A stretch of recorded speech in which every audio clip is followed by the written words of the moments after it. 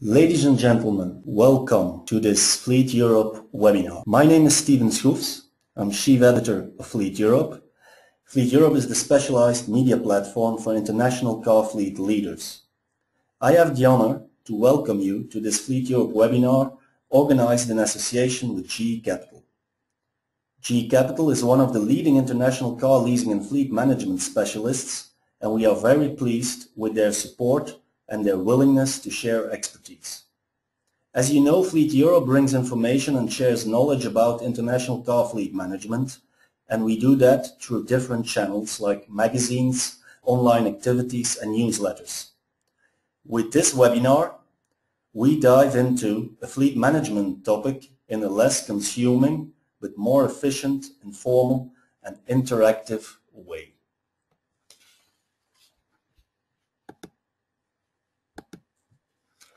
The information shared today within this Fleet Europe webinar is subject to disclaimers which can be viewed in detail via the recording of this session, which will be shared afterwards on our website fleeteurope.com. The theme of the webinar is Trends in Today's Car Fleet Management. It's an interesting theme for our first webinar of the year. In order to optimize your fleet management best practices and your car policy strategy, it is recommended to benchmark your strategy from time to time, and this by having a look at some key principles of your profession, before diving further into the deep blue ocean of car fleet management. Making mistakes in life, in business, is quite normal. Detecting them, admitting them, and learning from them is a way of intelligence. This is no different in car fleet management.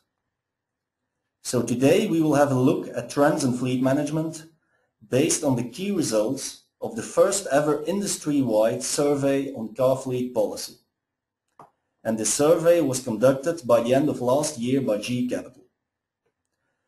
The Car Policy Survey report explores the common challenges and opportunities facing fleet professionals, with its findings based on an online survey completed by around 80 companies that collectively manage in excess of 150,000 vehicles. In total, today's webinar will take 45 minutes. The webinar is divided into 3 main parts. After my introduction, Mr. Lutz Hansen, lead buyer fleet management at Bayer Healthcare, will give insight in several key trends from the 2013-2014 Car Policy Survey. And he will explain how those key trends have impacted the fleet management at Bayer. Afterwards, Mr. Alex Barbreau, European Account and Consultancy Director at GE Capital, will take us into the future by reflecting on the possible impact of 2 main trends in our business. We will end this webinar with a short Q&A session. As a participant, you are free to send your questions for the expert speakers by using the chat function of this webinar tool. Please indicate to which expert speaker the question is addressed. From Bayer. Lutz, the screen is yours. Thank you, Steven, for the warm introduction. Everybody on the line, I'm very pleased that I can comment on the very helpful survey performed by GE. Also, thank you, therefore, to all the GE Capital Services colleagues to conduct this survey. I'll focus today on some of the trends that we see in the car policy, and basically the first one is going to be driver behavior. Major question is, why are we looking on driver behavior? Because it has a direct impact on our damage costs and our claim costs. It has an impact on the safety of our employees that we want to safeguard. And furthermore, the driver behavior has a direct impact on the end of the contract costs, like the used mileage that they drive day over day, year over year, until the end of the contract. What do we do to influence the driver behavior. Basically, yes, at the first we try to implement the right equipment towards the cars, but the right assistance packages like park distance control or the assistance systems like lane assist or comparable solutions. Once we have the right solutions in place and the right equipment in place, we accomplish that as well with training programs around the globe to ensure that the driver get the right awareness in order to let them know what their behavior might cause and what the effects concerning the costs are. And the good thing about having safety trainings and awareness programs in place, it becomes a real sustainable program. Because yes, the trainings are going to cost us money, but on the other side, we are going to have a more sustainable approach because we are going to save, hopefully, more money on the road by causing less accidents. But more, this is also good for our corporate social responsibility to safeguard our employees from any damage. The last point, the end of contract costs. There's quite a lot that we might have on the road, but having the wrong leasing contract on the road or not using the contract in the right way is going to cost us quite a lot of money. So therefore, we are trying to measure the real mileage of the drivers as soon as possible. That leads me to the next point. How do we measure driver behavior? So Stephen, the next slide, please. How do we measure fuel consumption or the driver behavior, at least as a starting point? Because the real behavior on the real car on the road is rather difficult, so we try to use a fuel card solution wherever possible. Either through the leasing companies, from the fuel card companies, or last but not least, if that is not going to be feasible, we try to use credit cards and get as much information as possible. So really to see how are the cars used month over month in a global reporting logic to see the driver behavior, at least on the mileage and the fuel consumption. And this will lead to us the relevant information about expenses, the right fuel that we have online, and the mileage of the cars that are driven to safeguard ourselves in the right direction. Because what we want to safeguard is the reduction of the fuel consumption, to have information on hand that we can safeguard contract adjustments over the lifetime so that we spend out the right amount of money to the cars that we need. And last but not least, it also gives us a very good hint towards the direction if we can avoid vehicles on the road and look for new alternatives like shared fleets, or even try to share our own fleet with our employees. And that leads me to the next question. Are we doing that only locally, regionally, or globally? That approach truly is globally, and also the data reporting is coming all around the globe for more than 27,000 vehicles in each and every corner of the globe. As we are reviewing all the information either about driver behavior or our fleet, that leads to new approaches that we can take up from local level to a regional level, and even can try to implement that globally.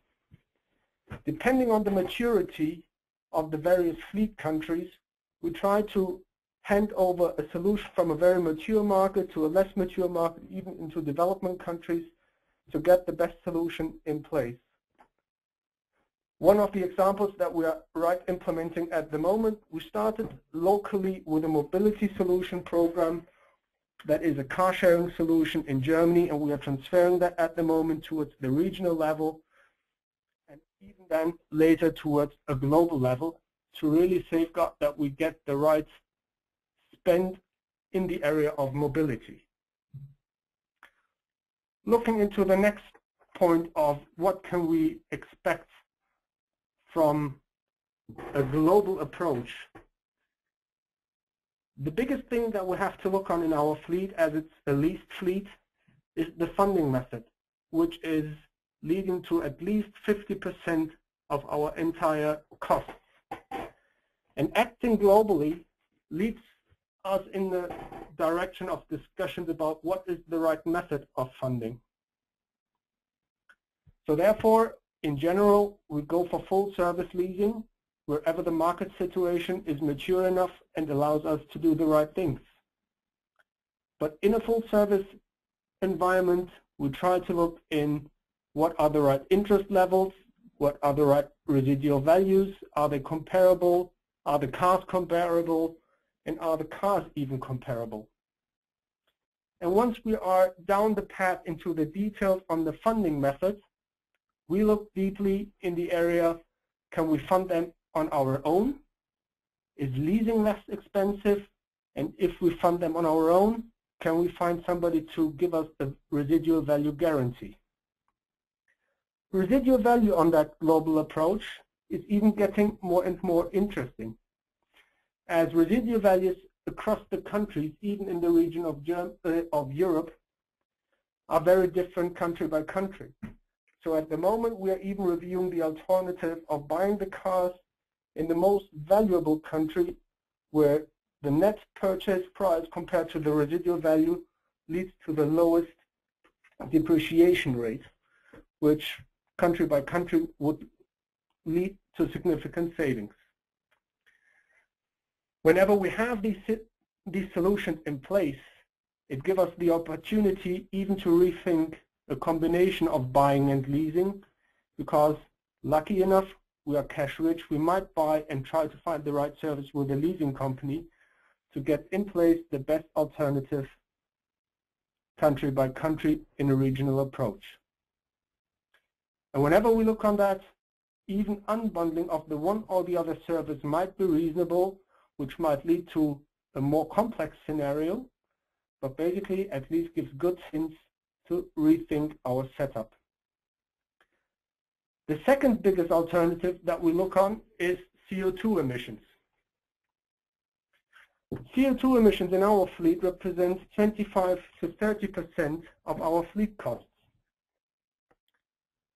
And as many of you might be aware, Bayer was running a bioclimate program in the years 2008 to 2012, and our fleet program called EcoFleet was part of it and led to more than 25% CO2 reductions over the lifetime, which led to a multi-million euro saving year over year. So just to be precise, being green is sustainable because it also leads in a very efficient way to cost reductions. As we had very good results on this, we have set up a prolongation of that program towards the future, looking already into the year 2020. Our clear target is for all new cars coming on the road in 2020, the average CO2 emission shall not be higher than 110 grams per kilometer, which leads again to another 25% reduction of our CO2 emission.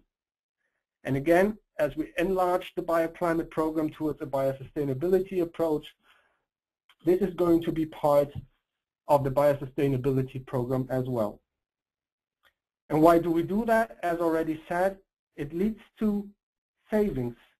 On the one hand side, reduce fuel consumption, you even get better residual values for your vehicles.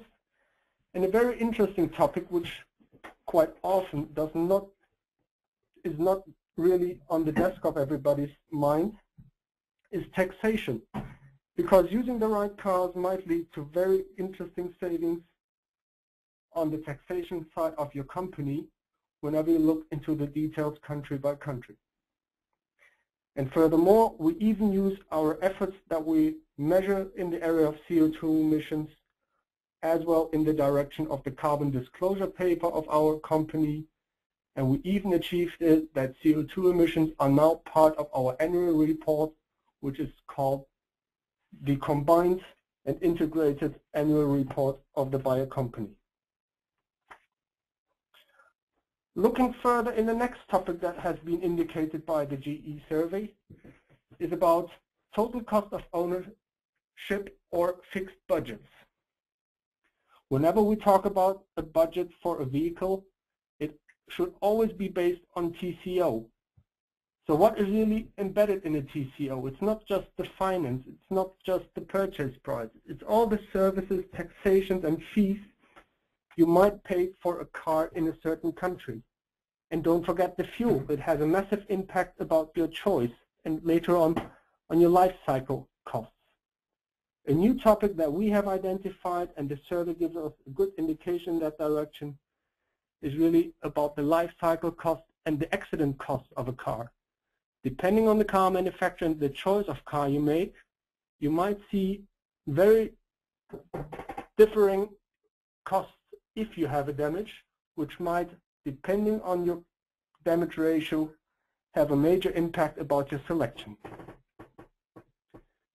Looking further about pricing over the lifetime of a car, how often should you review your car policy based on a selection list, or how often should you review your budget?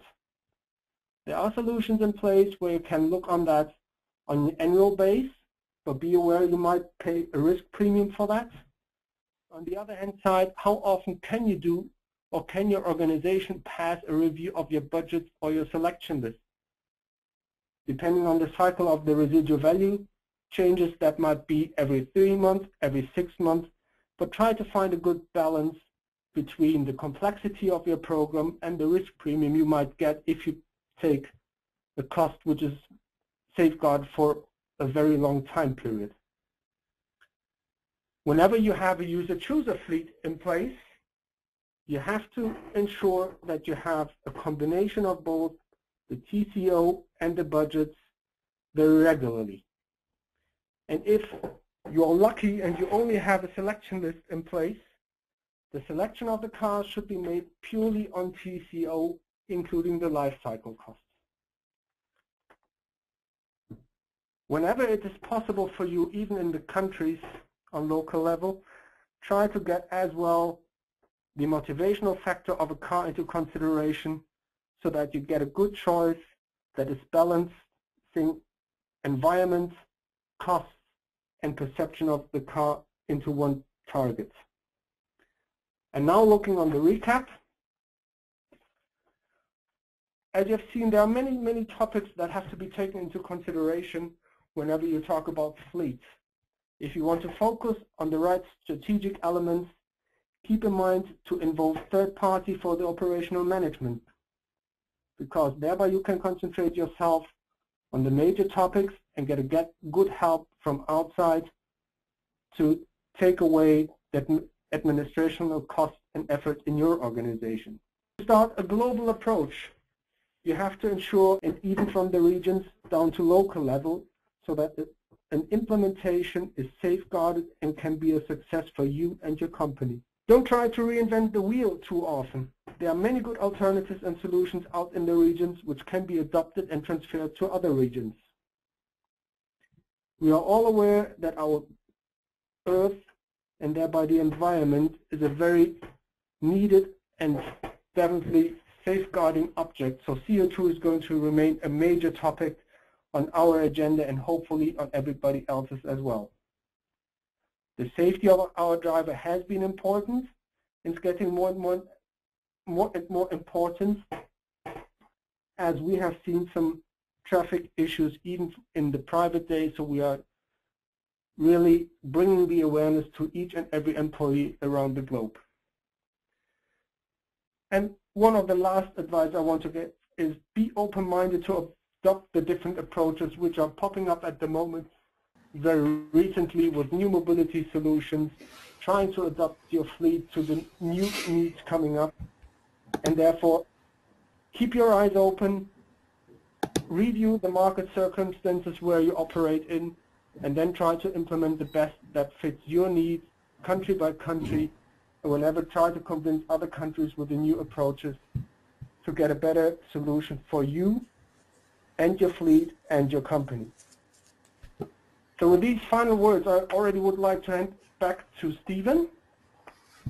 Thank you, Lutz. Thank you very much for your expertise and your comments. It was really interesting how you have explained the link between the main fleet management trends of the survey and your policy at Bayer. And now I want to give the webinar floor to Mr. Alex Barbero. He is going to take us forward and look at some of the main trends that we have seen already during the discussion and this webinar, and he will reflect on that with the expertise of GE Capital. Alex, the floor is yours. Thank you very much, Stephen, and thank you, Lutz, for those insights. Very very useful. Yeah, look, we just wanted to focus on two points. The first one being this trend that we've seen on the global fleet management. We've seen like 54% of the fleet managers are looking to optimize their fleet from a global perspective, and we think, and I will be willing to bet that when we see our next survey, that number will be most probably higher than that. And so we believe that it's a macro trend. It's something that will last. And I must admit that when we look at GE Capital Fleet, we feel good about it. We indeed do have operations in Europe, but as well operations in North America, Mexico, and some operations as well in APAC, Australia, Japan. So we truly are a global leasing player, and we believe we've got something to play in that space in the global fleet management. What we believe, what we see happening in the global space is what we've seen in the European space, I would say 8 or 10 years ago, when we saw those European fleet managers moving from big country focus to European focus, and what we had to develop as an industry, and certainly GE did, is put in place, I would say, two key offerings in the marketplace. One is global reporting capabilities with third-party information upload capabilities. And so to be able to provide a tool to those global fleet managers that will give them the ability to get most of their fleet information into only just one place, and we're investing as we speak into such development and such tools with the aim to come to the market with something quite new in that space by the end of 2014. And then the next piece is, data is good. It's important to have as good data as possible, as consolidated as possible, but the next key things in our view is to provide some support to our global fleet manager in terms of cost out advice, not only in Europe, not only in the USA as we can do today, but as well in APAC. And in that perspective, we at GE, we do invest a lot in hiring consultants as we speak in those regions as well. So global fleet management is going to be exactly what we've seen in the European space, and will, in my view, leasing companies going to need to support those global fleet managers in terms of bringing tools to consolidate information and bringing kind of brain power to help them making decisions on this global scale.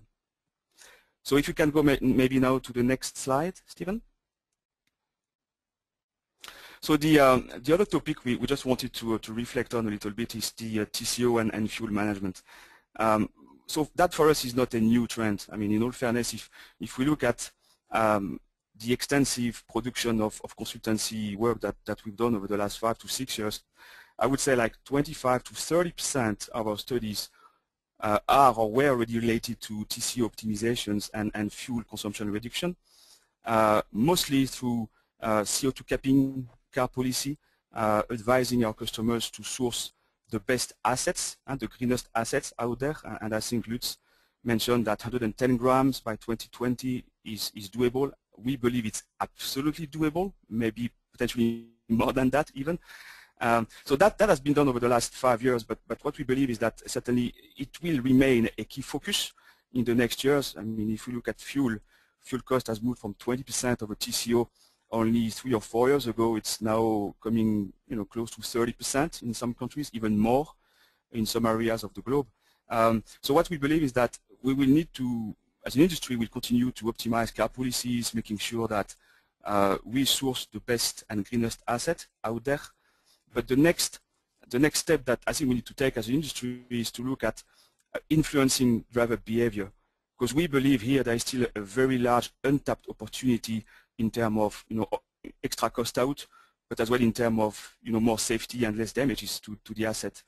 And to that, what we are seeing is we see investment in telematics, we see investment in web-based technology to provide value-add training to the drivers, and certainly as a company, GE, we do as well invest in that field. But as an industry, we believe that this is certainly the next key area where we're going to need to focus on, invest time, money, and resources, and as a team, or as an industry, try to come with solutions that will bring costs down further, but as well improve safety to our drivers.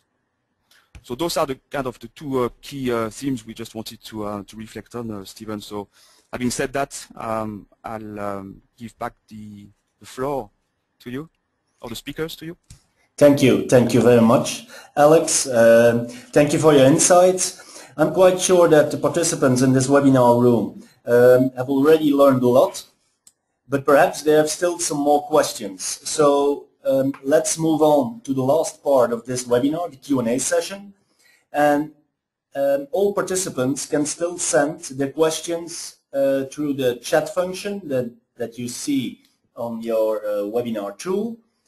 And as the moderator, I will make the selection of questions, but I'm sure that Lutz and Alex are also open afterwards, and when you meet them afterwards, to discuss further elements and issues on one-to-one with you after this webinar.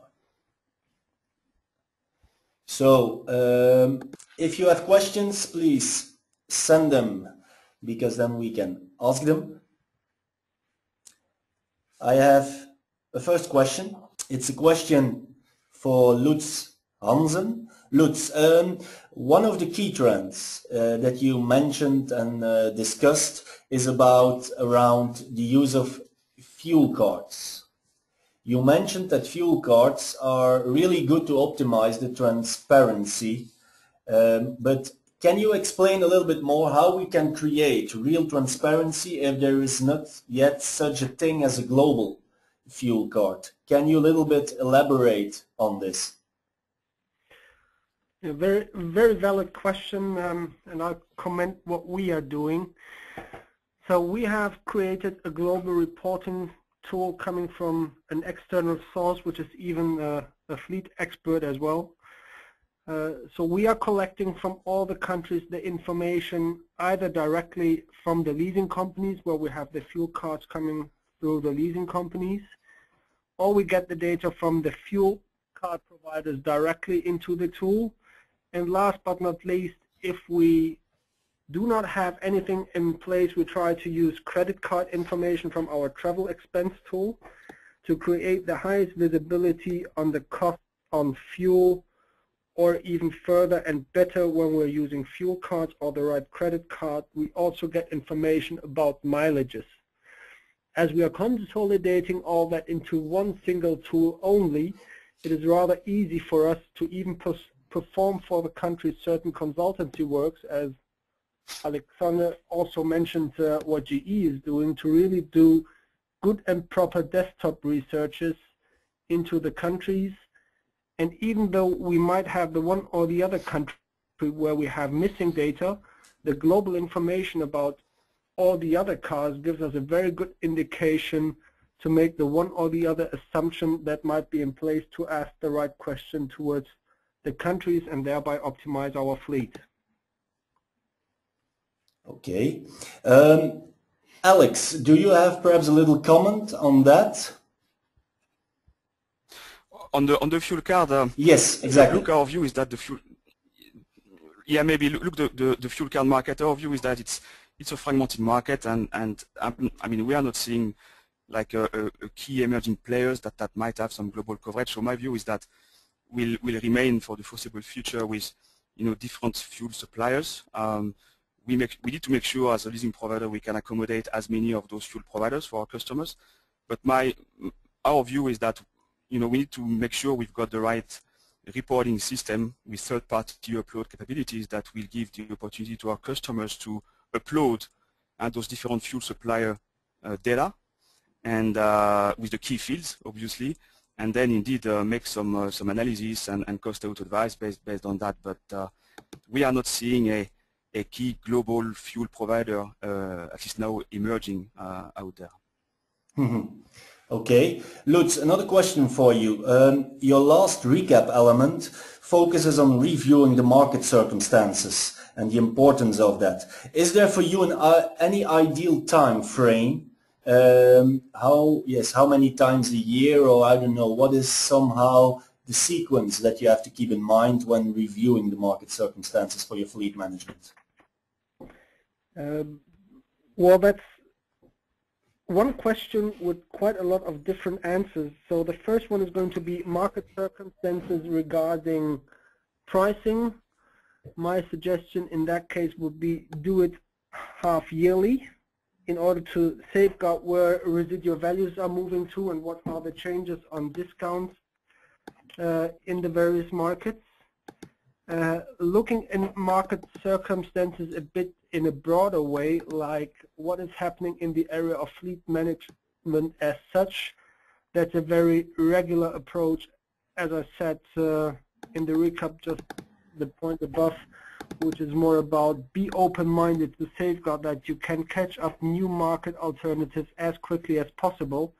And in the one or the other case, you might be in favor to be an early adopter, because new solutions might bring you very quickly in easy to implement savings opportunities, like for example the topic that I touched about car sharing, where you might reduce your fleet with having less cars on the road. And even further, if you look in the direction of taxi services or limousine services that the one or the other might use towards airports, that solution is a tremendous cost-saving opportunity, which leads in the area of taxi to about 40 to 50%, and it's really easy to implement. So therefore, this is really a day-to-day work where you have to be open-minded, listen to your suppliers, and implement what they can offer if it fits to your needs. Okay. Another question for Lutz. It's about fuel, monitoring fuel. Lutz, the question is, do you have a global solution in place for monitoring fuel? As said, yes, we have our global reporting tool for everything related to our fleet. And we are getting the data about the fuel costs already now from around the globe of all the vehicles. In more than 75%, we even get the information about the mileage through either fuel cards or manual data reporting from the countries. And what we are starting now is, even as we have not just the expenses on the fuel, we also ask more and more for the fuel type, which is coming by the car already, which is a valid point and is implemented. But we start to review that as well, especially in the direction of consumption, to make this next step from what kind of equipment have we delivered to our employees and how do they behave now, and are they behaving in the car as we would expect them to behave. Mm-hmm. Okay. A question for both of you, but I will start with Alex. It's a question related to accountancy, and then more specifically everything that has to do with the possible changes that might come in terms of IFRS. Alex, the question is, in what way do you think that the introduction of new IFRS can change our car fleet management situation for multinational companies? Look, I mean, first of all, we still need to see if it's going to be really implemented. This story of changing the accounting for leasing is going on for a while, and so we still need to see if it's going to be implemented indeed. Our view is that at least when we talk to our customers or prospects, let's say the balance sheet treatment of operating lease is not the key reasons why firms do select operating lease and do decide to work with leasing companies. I think there are many other benefits to full operating lease than just accounting or balance sheet optimization, like clear budget, monthly budget, the risk being on us, and those kind of key elements. So we at GE, I mean, we are looking at it. We've got a huge number of people working on the topic across the different poles across the globe. But as of now, and again, based on the feedback and the discussions we've got with our own customers, we do not foresee, landslide or massive changes towards our industry coming from those potential changes. Okay. Lutz, also you as a customer, in what way do you think that perhaps new rules in terms of accountancy and IFRS can change the way that you at Bayer look at your fleet management relationships? Well, thank you, Stephen, for giving me as well the nice question with quite a lot of answers onto one question. So first of all, we have reviewed that finance-wise on our balance sheet, yes, and if we would have to bring that finally, and I think Alexander brought that to the point, so we have to see if it comes into place.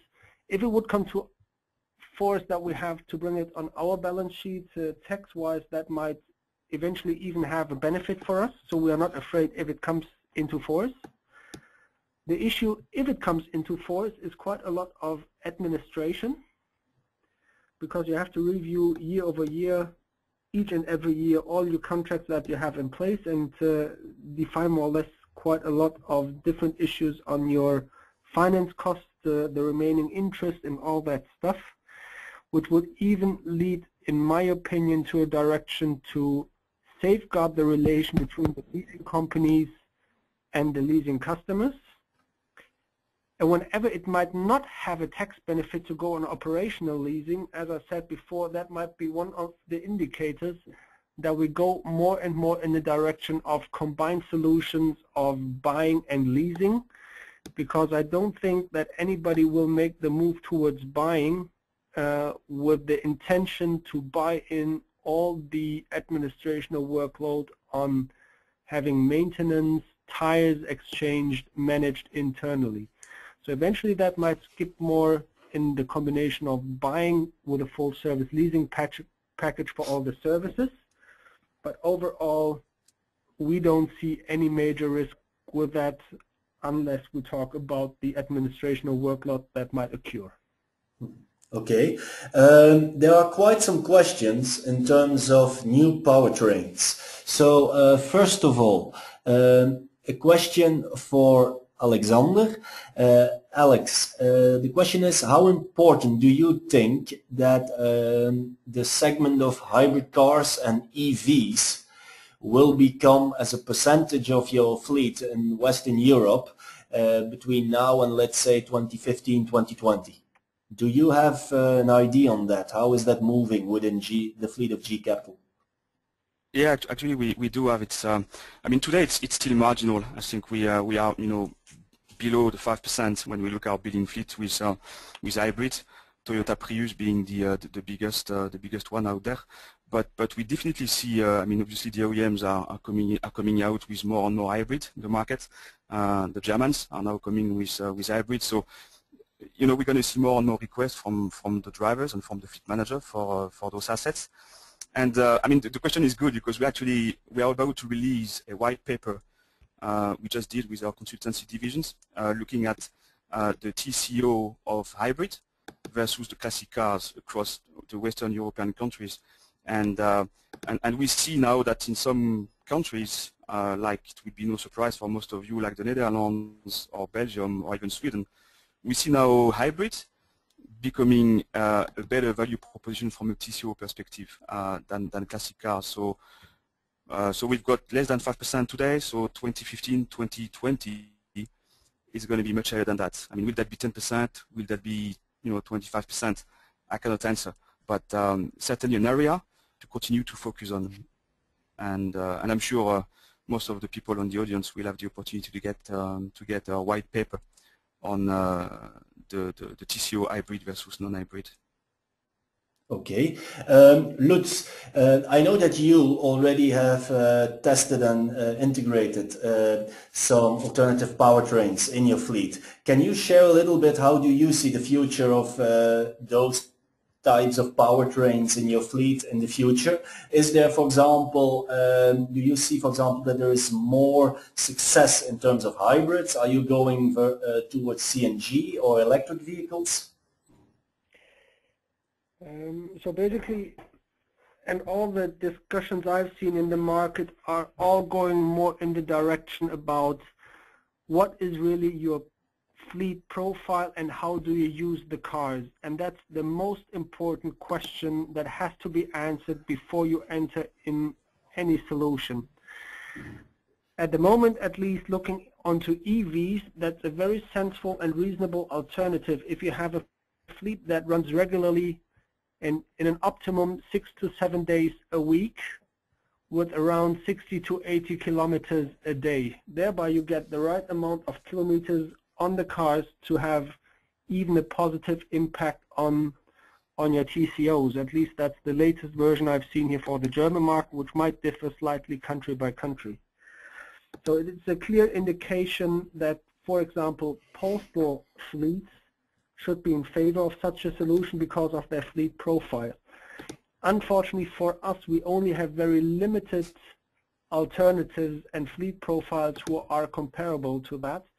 So only in really urban situations where we might have the one or the other car, we are going to look in that solution. Looking more in the area of hybrids, and we have that in place, especially in Japan, where we are nearly 100% on hybrids already. That is a reasonable solution wherever you have a real stop-and-go traffic, the risk of quite a lot of traffic jams, where you can use the recuperation of energy to reduce your fuel consumption. On the opposite side and the flip side, wherever you have a very long distance and quite a lot of highway traffic, hybrids might even be in reality counterproductive because they are carrying around more weight, and it might be good to have lower CO2 emissions from these cars in the beginning, and it seems to be a green car, but in reality they might consume even more on the highway traffic than you have in the test cycle where usually the CO2 emission is kept. In addition, and basically now you mentioned CNG, and if we look now in the area of the Euro 6 norms in Europe, about the entire exhaust that might come from a car, it is really a question how far or how much effort does a car manufacturer have to introduce into a car to make a diesel engine Euro 6 norm-wise acceptable for the market. So we see more and more car manufacturers coming back to CNG with more and more solutions, and basically I can only tell you the feedback that we have received so far from everybody who's driving the CNG. You get lower CO2 emissions by a better performance of the cars, and the people are rather happy driving around with CNG. And I personally strongly believe that this is the right approach, especially with the dual fuel solutions, where you have a good fuel or a remaining fuel tank and a gas tank together, and you even get a range for the cars which is nearly at 1,200 kilometers. So the risk of running out of fuel is nearly not given, so it's a good solution to go in that direction whenever you talk about long-range distances. Okay. Going from alternative powertrains a little bit further to alternative mobility, a question to Alexander first. How many percentage of fleet managers do you think or do you see within your client portfolio that offer already today alternative mobility solutions as part of the complete, let's say, car fleet package? Well, in all fairness, on that one, we if I look at our pan-European customer portfolio, those 100 customers out there, as I would say almost known.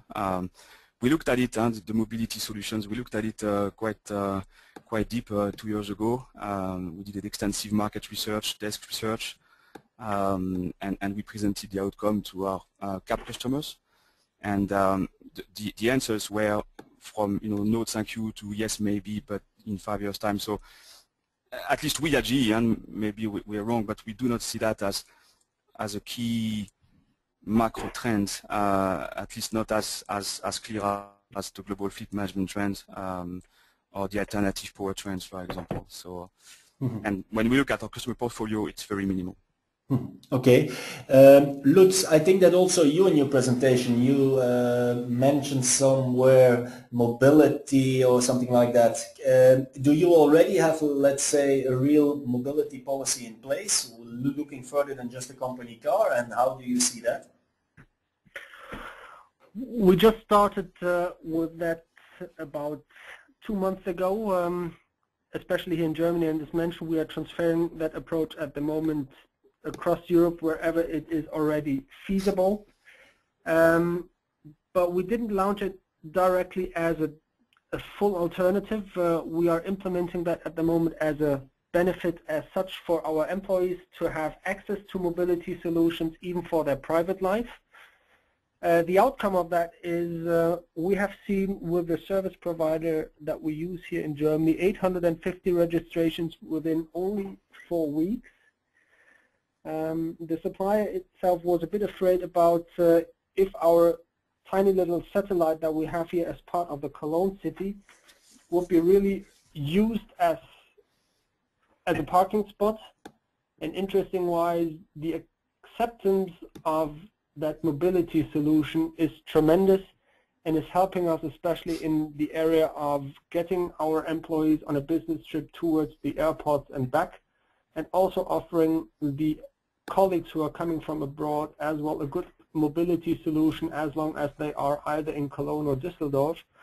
And the very interesting feedback about the using profile, it's not just our employees who are using that, even our suppliers and especially consultancy companies are welcoming that initiative from our side so that they can change as well towards these mobility solutions and getting their employees as well to our side in order to minimize their mobility costs as well. So yes, it works. It's getting more and more. And as I already said in the one or the other speech as well, for Fleet Europe, Generation Y is ready to go in that direction and asking more for the right communication devices instead of the right car. Okay, last question, because I see that we are running out of time. We have received quite a lot of questions. I'm sure that also in the article afterwards that we are going to edit, we will come back on some of those questions and the answers to those questions. But the last question that I have is a little bit related to fuel and powertrains, topics that we started with. We have received quite some questions about, first of all, Alex, do you see a shift already in your fleet where going from diesel cars to petrol cars, knowing that diesel prices are getting higher and higher if we look on an international level, and perhaps petrol is becoming more and more interesting also in terms of car fleets? We see a shift. It's not a massive shift. Indeed, the petrol engines are becoming more and more efficient. But if you look at the latest C segment or D segment out there in diesel, I mean those are as well very efficient from a CO2 perspective. So by and large, car fleet are still largely composed of let's say diesel cars, certainly for the high mileage. Where we see petrol cars coming in slightly more than before is on the low mileage kind of executive segment, but in the kind of the C segment, the Golf or the 308 segment or the 3 Series segment. Mm-hmm. I mean, we see cars at 85 grams or 100 grams, 105 grams. So we see actually more and more customers really looking at their CO2 capping and not afraid anymore of putting cap, or at least their vision, where they want to be in 3 or 4 years' time, below 100 grams on the full being fleet, which means that they start for some job bands around 85 grams or 90 grams today. Okay, and Lutz, do you see in your fleet, for example, do you allow, for example, more and more petrol cars in your fleet, and do you see that people are also looking for them? Basically, what I can comment, we are pretty much TCO driven. The technique behind that is just depending on the CO2 cap, as Alex said. So whenever we get the right technique to the right cost below our CO2 ceilings, we take everything that is suitable. And basically the thing that we see coming up is really the CNG alternative, which is getting a very interesting alternative if you drive enough mileage. But for short mileage, we see the one or the other petrol car coming up, but not yet as a major trend. Okay, that's clear. Thank you very much. I think that we had a really interesting Q&A session. I want to thank, of course, Lutz Hansen from Bayer and Alex Barbero from GE Capital for their expertise and their time. This is the end of this Fleet Europe webinar. Just to tell you that we will have the recorded version of the webinar online next week. You can also still download the research of GE Capital on their webpage and also on fleeteurope.com, where you can find all the main trends of the Car Policy Survey 2013-2014. And after this webinar, you will receive a thank you email with a little satisfaction survey so that we can evaluate this webinar and see how we can improve it in the future. We really value your feedback, so it would be interesting if you can complete that little satisfaction survey. I want to thank you all for your time, and I hope to see you and meet you at the next Fleet Europe webinar. Thank you very much.